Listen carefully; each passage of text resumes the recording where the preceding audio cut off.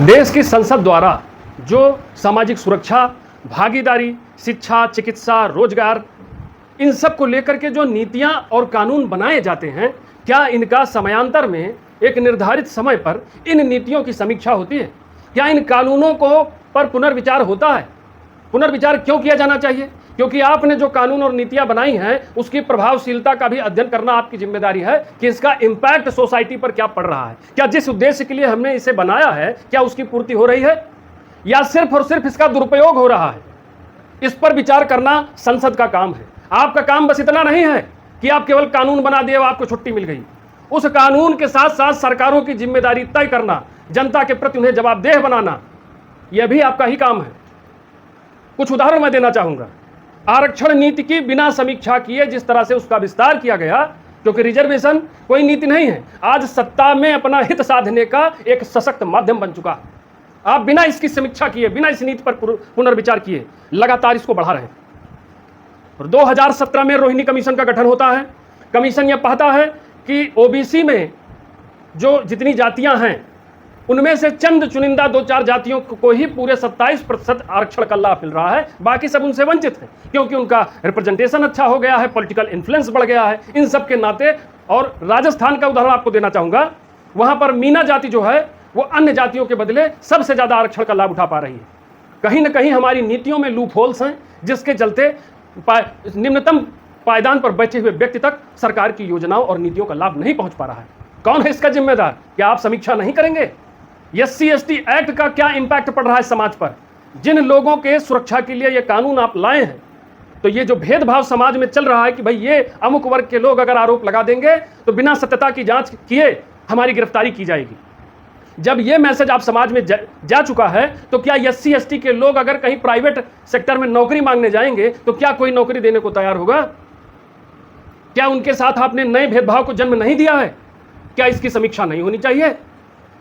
आप E20 fuel policy लेकर के आए हैं। मैं आपसे पूछ रहा हूं कि पर्यावरण संरक्षण के लिए बने जितने नीति नियम कानून हैं, उनका प्रभावी ढंग से जमीन पर अनुपालन नहीं है। नमामि गंगे प्रोजेक्ट को लेकर के लगभग 26,000 करोड़ की धनराशि खर्च हो गई। समस्या यथावत है, और प्रधानमंत्री जी के संसदीय क्षेत्र काशी में यह स्थिति है। बताइए, ये जो आप एथेनॉल प्रोडक्शन के लिए जगह जगह प्लांट्स लगा रहे हैं, वहां बॉयलर्स से स्मोक पॉल्यूशन जो हो रहा है, PM 2.5, PM 10 का जो उत्सर्जन हो रहा है, इससे लोगों को कैंसर होगा।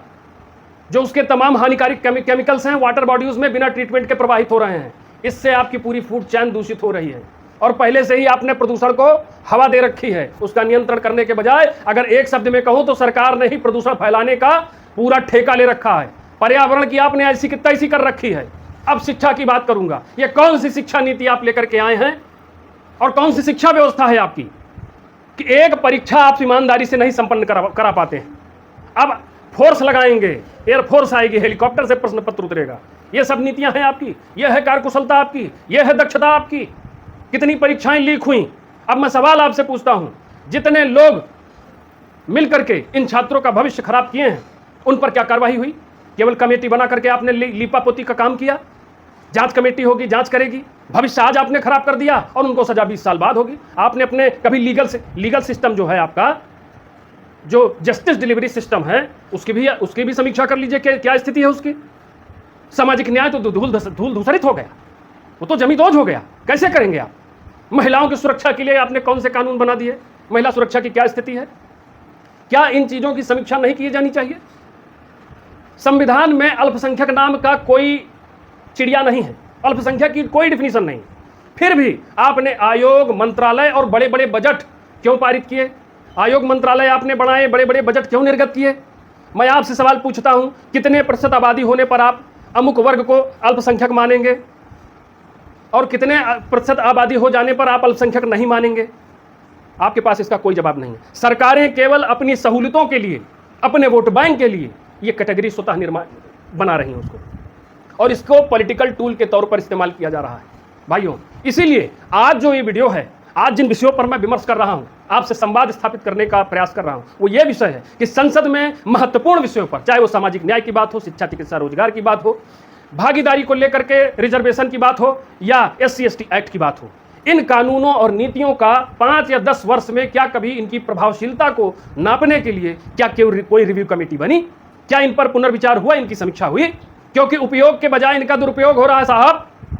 आम नागरिक जिसको उम्मीद है कि संविधान उसे समतामूलक समाज की व्यवस्था में रखेगा, आज उसे पग पग पर भेदभाव झेलना पड़ रहा है।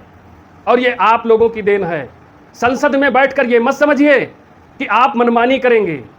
जब आप देही तय होगी, देश का प्रबुद्ध वर्ग और देश का हर नागरिक धीरे धीरे अपने अधिकार और कर्तव्यों के प्रति दिन प्रतिदिन चैतन्य हो रहा है। और ये आपके लिए खतरे की घंटी है। ये जो हर शाख पर, राजनीति के वृक्ष की हर शाख पर ये जो उल्लू बैठे हुए हैं, इनके दिन अब लदने वाले हैं।